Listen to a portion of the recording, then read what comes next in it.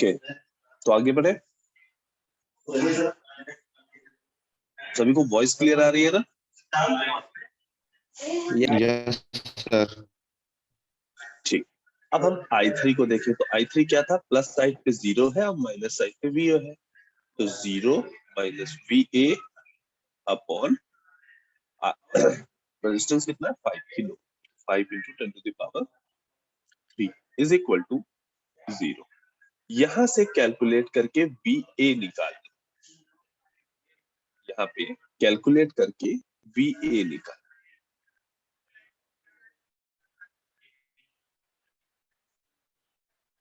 ठीक है,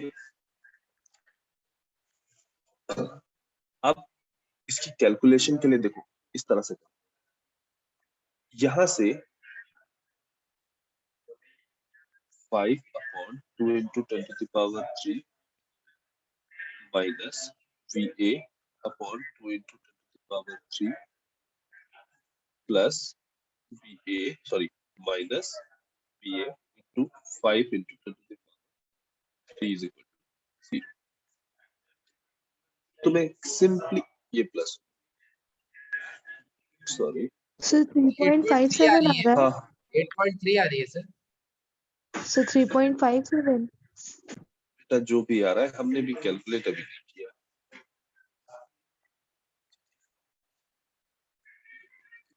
VA is equal to हो जाएगा 1 upon 2 into 10 to the power 3 plus 1 upon 5 into 10 to the power 3 is equal to 5 upon 2 into 10 to the power 3।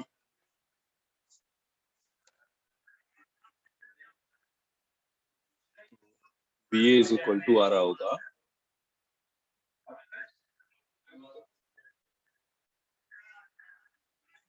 5/2 into 10/7 50/40। कितना आया ये? Sir 3.5। ये sir 3.57। आ रहा है सभी का? 3.5। Yes sir. ठीक। ये हमने Yes, VA yes, sir. क्या हुआ, VA हमने कैलकुलेट कर लिया। अब इस हमें पता है by virtual short VA is equal to VB होगा, यानी हमें VB की वैल्यू मिल गई है ना, VA भी मिल गई और VB भी मिल गई। फिर अब क्या करो, नोड B पर KCL लगा दो, क्योंकि हमें आउटपुट वोल्टेज निकालना है ना, और हमें दिख रहा है कि आउटपुट वोल्टेज का रिलेशन हमें नोड B से ही मिल सकता है, क्योंकि नोड B ही है जो कि आउटपुट वोल्टेज को कंटेन कर रही है, वही पे आउटपुट वोल्टेज आने के चांसेस है फीडबैक की वजह से। अब क्या यहाँ पे KCL लगाओगे तो क्या होगा, I1 अंदर आ जा रही है, IB1 बाहर जा रही है, IF बाहर जा रही है, तो I1 is equal to IB1 plus IF, IB1 is equal to 0 होगा, तो I1 is equal to IF। I1 कितनी आएगी, प्लस इधर साइड पे 10, इधर साइड पे VB, तो 10 माइनस VB अपॉन 1 के, 10 minus VB upon 1 into 10 to the power 3 is equal to, इधर क्या है, यहाँ प्लस यहाँ minus VB minus V0 upon 10 के, VB माइनस V0 अपॉन 10 के, तो VB V0 upon 10 into 10 to the power 3।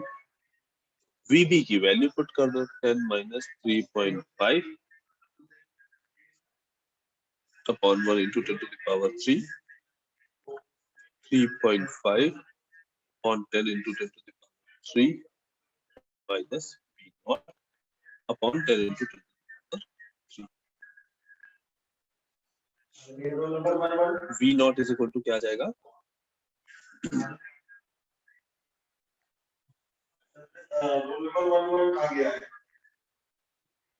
कितना आ रहा है विदाउट?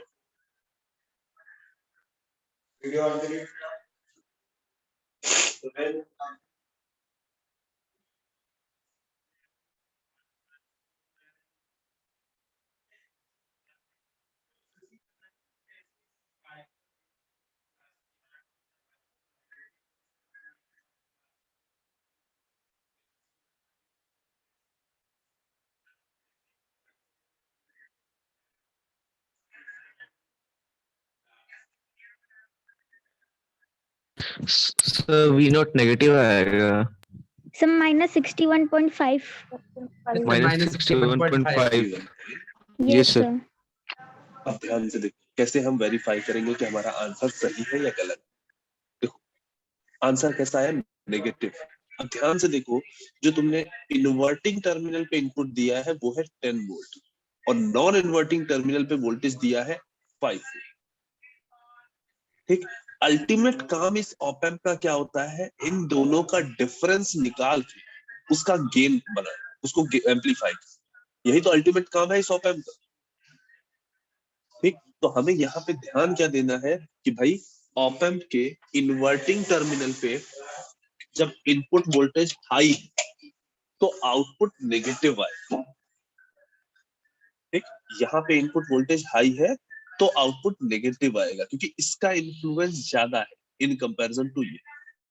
अगर यही वैल्यूज हम अपोजिट कर देते, मीनिंग इधर 5 वोल्ट करते इधर 10 वोल्ट करते, तो आउटपुट पॉजिटिव आता।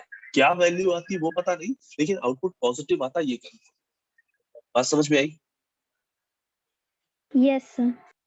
सर प्लीज एक बार फिर से बता दीजिए कैसे चेक करेंगे। देखो इन्वर्टिंग टर्मिनल पे यानी जिधर नेगेटिव बना हुआ है उधर साइड पे अप्लाई किया हुआ जो वोल्टेज है वो लार्ज है in comparison to non inverting terminal पे लगाए गए वोल्टेज।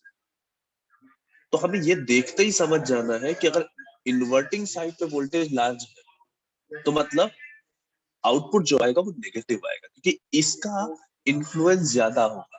और हमें पता है इन्वर्टिंग टर्मिनल का अगर इन्फ्लुएंस ज्यादा है तो आउटपुट जो आएगा 180 डिग्री फेस शिफ्टेड आएगा। इसी वजह से वो नेगेटिव साइन वहां पे दिखा रहा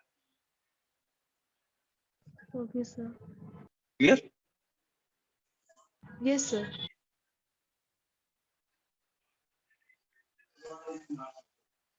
ठीक है, नेक्स्ट टॉपिक इन्वर्टिंग समर।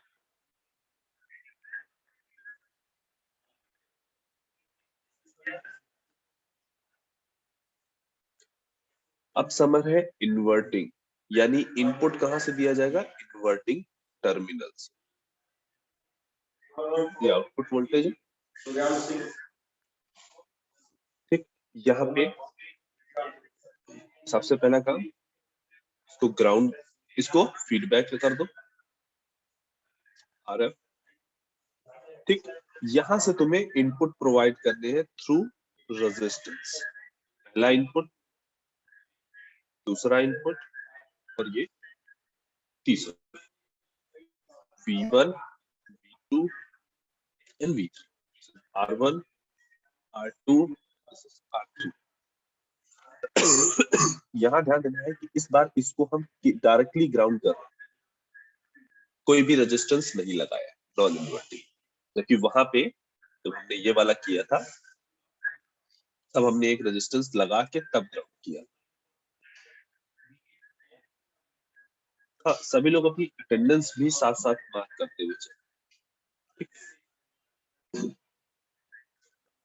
इस पॉइंट का वोल्टेज अगर हमने कहा VB है और इस टर्मिनल का वोल्टेज हमने कहा VA, तो ये भी VA होगा, ये भी VA होगा। और क्लियरली यहाँ पे हमें दिख रहा है कि VB पोटेंशियल जो है वो डायरेक्टली ग्राउंड है, यानी VB जो है वो 0 है। VB इज इक्वल टू 0 है, ग्राउंड है क्योंकि। और by virtual short condition VA is equal to VB, virtual short.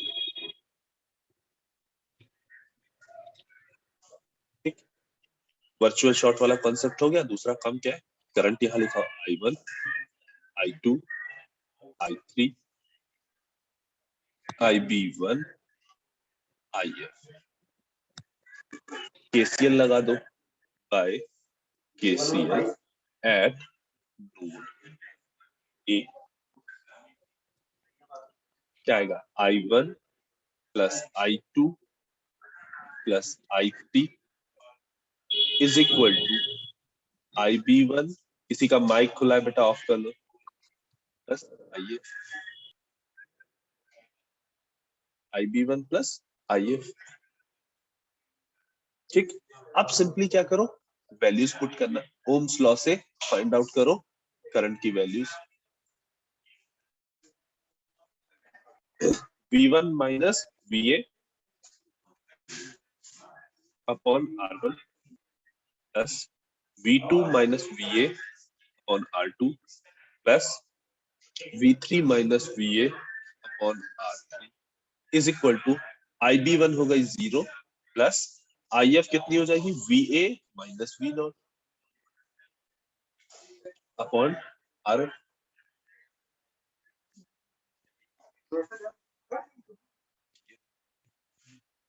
ठीक, VA की वैल्यू कितनी है, 0, ये क्या हो जाएगा, V1 minus 0 upon R1 plus V2 minus 0 upon R1 plus V3 minus 0 upon R3 is equal to 0 minus V0 upon R।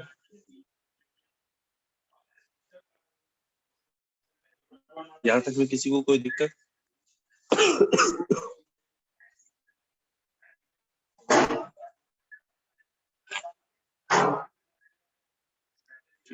यहाँ से हम V0 फाइंड आउट कर लेते सर यहाँ पे R2 होगा ना, V2 माइनस 0 अपॉन R2। हैं। हाँ बिल्कुल R2 होगा बेटा, ये R2 होगा। ठीक, V0 इज इक्वल टू क्या हो जाएगा,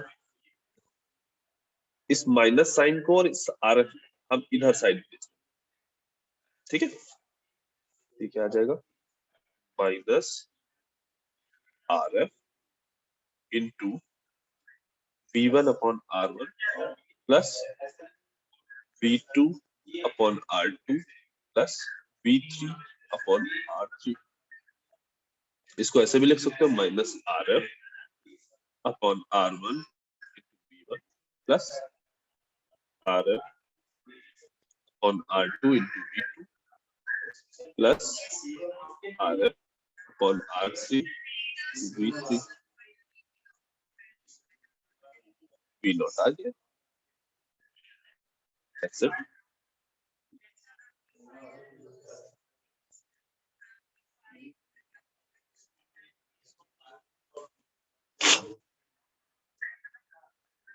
किसी को कोई भी डाउट इन्वर्टिंग सर पिछली स्लाइड सर कर दीजिए, 1 मिनट सर।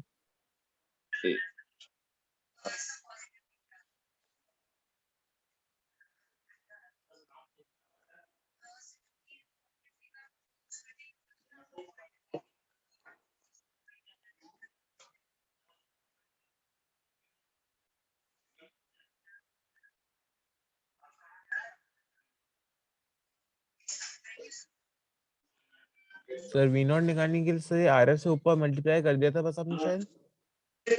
हाँ बेटा, ओके सर। ठीक है।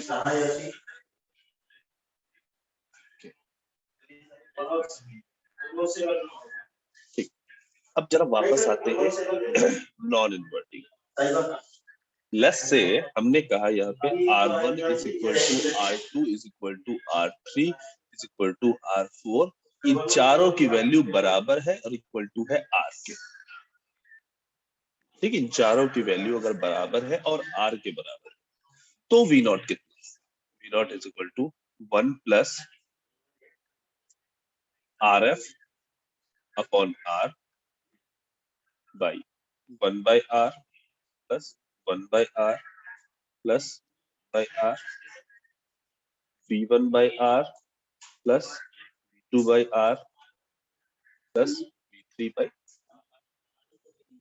1 by r plus 1 by r plus 1 by r क्या हो जाएंगे 3 by r, और रिवर्स होके वो क्या हो जाएगा r by 3, right that r by 3 into 1 plus rf on r, यहां से 1 by r सबसे कॉमन आ जाएगा into 1 by r v1 plus v2 plus v3, this r and this r cancel, ये क्या हो जाएगा 1 by 3 1 plus rf upon r into v1 plus v2 plus v3, ये क्या है, ये कब कंडीशन आई जब हम चारों रेजिस्टेंस जो वहां पे यूज हो रहे हैं वो चारों रेजिस्टेंस हमने इक्वल कर दिया। अब ध्यान से देखो ये जो गेन है ये वाला, ये कुछ और नहीं नॉन इन्वर्टिंग एम्पलीफायर का गेन है, यानी अगर हमने नॉन इन्वर्टिंग समर बनाया तो वो आउटपुट कैसा देता है, जो भी 3 इनपुट है उनको ऐड कर देता है, ठीक, और साथ में 1 plus R F upon R into 1/3 का गेन देता है। इतना पार्ट जो है वो 1 plus R F upon R जो है वो गेन है नॉन इन्वर्टिंग एम्पलीफायर का, और 1/3 एक्स्ट्रा है।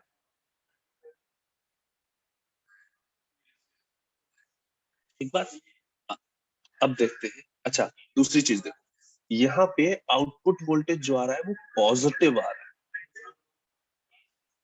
ठीक, क्योंकि आरएफ रेजिस्टेंस हमेशा पॉजिटिव ही होंगे, वोल्टेज निगेटिव हो तो बात अलग है, वो तो हम उससे हमें मतलब नहीं, इनपुट वोल्टेज तो की बात ही अलग है। जो जो इनपुट वोल्टेज का साइन रहेगा वही आउटपुट वोल्टेज का साइन है, राइट, यानी दोनों ही सेम फेज में। तो नॉन इन्वर्टिंग जहां पे भी इनपुट नॉन इन्वर्टिंग से दिया जा रहा है वहां आउटपुट इनपुट के फेस में आ रहा है। अब यहां देखते हैं क्या हो रहा है, लेट्स से यहाँ पे भी यही कर दिया हमने, R1 is equal to R2 is equal to R3, फिर क्या देखो V0 is equal to minus RF, सब ये R हो जाएंगे। अब RF अपॉन R हम कॉमन ले सकते हैं, V1 plus V2 plus V3। ध्यान से देखो तो ये क्या है, इन्वर्टिंग एम्पलीफायर का gain, gain of inverting negative sign के साथ, मतलब जो आउटपुट आ रहा है उसका सम हो रहा है, उसको कुछ गेन मिल रहा है और उसके फेस में 180 डिग्री का शिफ्ट आ रहा है।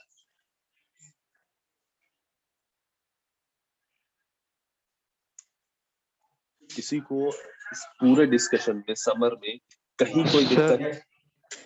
हाँ सर यदि हमें गेन पूछता है तो 1 प्लस आर एफ अपॉन में आर लिखेंगे, मतलब कि 1/3 का मल्टीप्लिकेशन करके लिखेंगे पूरा।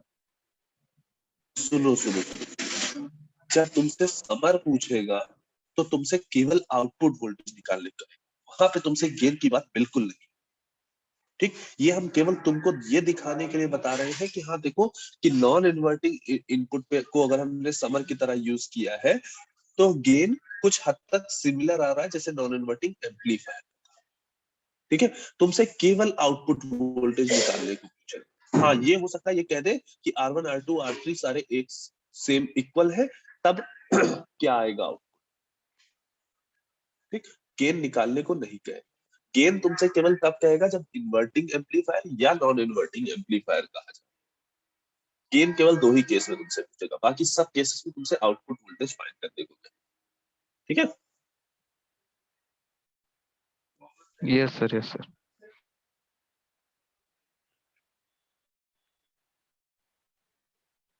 कुछ ऐसा तो नहीं कि मैंने कुछ तुम्हारा क्वेश्चन कुछ गलत समझ लिया? नो सर, बस वही पूछना था सर, बस सही। ठीक है, सभी लोगों ने अपनी अटेंडेंस मार्क कर ली है, तो ऐसा तो नहीं जो अभी अटेंडेंस मार्क नहीं कर पाए, तो अगर अटेंडेंस मार्क हो गई है, अच्छा उससे पहले एक काम ये करोगे कि अपनी गूगल क्लासरूम में अपना नाम, अभी ग्रुप में जैसे अवनीश सर ने एक एग्जांपल भेजा था ना, वहां बस CS की जगह तुम्हें IT लिखना है, IT 1A या 1B नहीं, केवल IT, रोल नंबर तुम्हारा हमको बता देगा कि तुम 1A के हो कि 1B के हो, ठीक? मैम सर ताकि ममता मैम ने पहले से फॉर्मेट बना दिया है। क्या फॉर्मेट बनाया बेटा अभी? वो यही उन्होंने IT ग्रुप वन में सर ने शेयर किया था उसी IT1A roll format number underscore roll number underscore name. Yes sir. IT तो सर हम लोग 1A underscore underscore roll number sir. Underscore roll name. Number के last 3 digit sir. Sir last जैसे 3 मेरा डिजिट 031 है तो 1XYZ, 031 ठीक है 031, ठीक है उसके बाद सर नेम। नेम। तो फिर और भी कुछ अंडरस्कोर और नाम।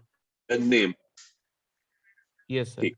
तो इसी Yes, sir. फॉर्मेट पे, ठीक है, अगर यही फॉर्मेट रख रहे हो तो इसी फॉर्मेट पे सब लोग रहोगे, क्योंकि कई लोग गूगल क्लासरूम पे और यहाँ जूम की क्लास में डिफरेंट डिफरेंट नेम से रहते हो और उसके बाद फिर अटेंडेंस मिस होती है, क्योंकि हम लोगों के लिए भी काफी चैलेंजिंग हो जाता है ये सर्च कर पाना कि कौन किस नाम से ज्वाइन करके रखा है, ठीक। और फिर तुम्हारे क्विज में प्रॉब्लम्स होंगी और दिक्कतें आएंगी, इसलिए जितने भी लोग हैं वो सब लोग सेम फॉर्मेट के नाम का को फॉलो करेंगे, ठीक है। और ये काम आज से कल तक हो जाना चाहिए। सर जूम मीटिंग में भी इसी फॉर्मेट में है ना? हाँ, जूम मीटिंग में भी डिस्प्ले इसी में भी। इसी फॉर्मेट को जूम फॉलो, मीटिंग जब में सर, आईटी, हाँ सर जूम मीटिंग में हम लोग सर दूसरे फॉर्मेट से है, उन्होंने ममता मैम ने दूसरा फॉर्मेट बताया। हम ममता मैम से बता देंगे एक ही फॉर्मेट फॉलो करो जहाँ पे भी, ठीक है। हम ममता मैम से बात कर सर लेंगे, वही ठीक है। सर तो सर पता नहीं तो सर सीधा मैंने तो सर अपनी मेल आईडी पे ही यही फॉर्मेट कर दिया, तो जूम मीटिंग से भी इसी फॉर्मेट पे रहते हैं और हर जगह इसी फॉर्मेट पे रहते हैं। हाँ ठीक है, तो हम ममता मैम को बता देंगे, ठीक है। सब लोग सेम फॉर्मेट में रहो, जो भी एक फॉर्मेट में, कोई भी एक फॉर्मेट लेके चलो, क्योंकि जब तुम्हारी अटेंडेंस लेने के बाद अगर हमें कहीं शॉर्टिंग या कुछ भी करना होगा तो उसमें बहुत मतलब टेढ़ी काम हो जाता है हमारे लिए उस शॉर्टिंग को करना, और उसके बाद फिर जब हम ढूंढने बैठते तो उसी में कभी कभी एक कोई ना कोई मिस हो जाता है,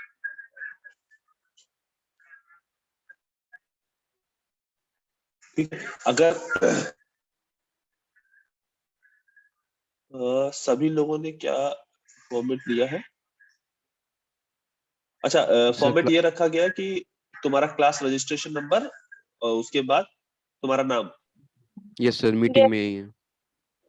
मीटिंग में ही, तो एट लास्ट सभी लोग इसी को फॉलो करो, यस सर। ठीक है। दुर्लभ तुम्हारा भी नाम गड़बड़ है, तो ठीक कर लेंगे। ठीक है। जो भी फॉलो कर रहे हो एक चीज फॉलो करो सब लोग,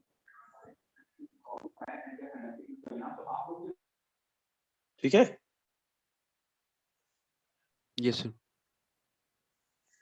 ठीक, तो अभी मीटिंग एंड करें।